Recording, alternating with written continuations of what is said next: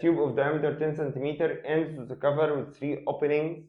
الدايمترز بتاعتهم 1 سم 2 سم 5 سم. الموضوع كالتالي، ان انا عندي تيوب الووتر بيخش فيها او الليكويد عموما، وعندي 3 openings. التلاتة مش قد بعض. الدايمتر بتاع التيوب ديت 10 سم المين، فالريديوس بتاعها يبقى كده 5 سم. التلاتة دول الدايمترز بتاعهم 1 2 و5، يبقى كده الريديوس هيبقى 0.5. الريديوس التاني هيبقى 1. الريديوس التالت هيبقى 2.5 سنتيمتر. الفيلوسيتي هنا ما نعرفهاش. دول الفيلوسيتي ب 2 متر بير سكند،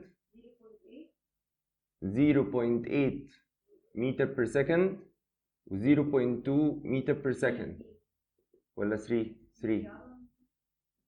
فانا هسمي ديت 1 واسمي ديت 2 واسمي ديت 3. هنشتغل continuity equation. هنقول ان A1 V1 سوري بقى، هنقول ان AV اللي داخل هو المفروض الصم بتاع اللي داخل ايكوال الصم بتاع اللي خارج. اللي داخل واحد بس ايكوال اللي خارج، اللي هو A1 V1 بلس A2 V2 بلس A3 V3. الاريا هتتفك باي R سكوير V ديت باي R1 سكوير V1 بلس باي R2 سكوير V2 بلس باي R3 سكوير V3.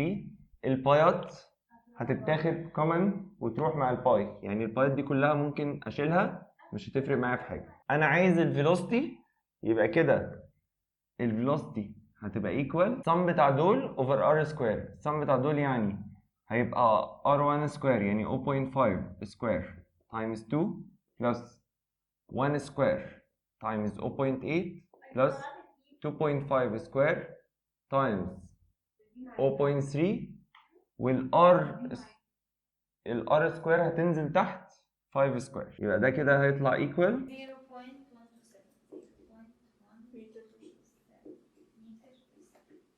0.127 بيقول لي عايز الفوليوم اوف ليكويد emerging out from the second opening within a half minute. عايز اللي هيخرج من السكند اوبننج بس الفوليوم within a half minute.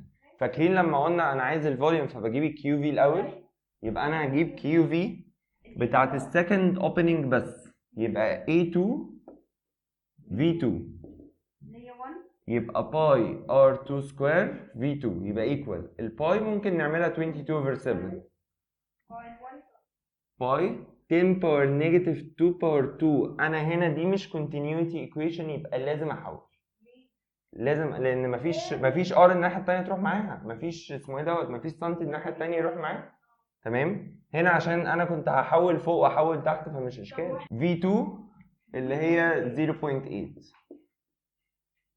حد يحسب لنا دي بكام كده بسرعه؟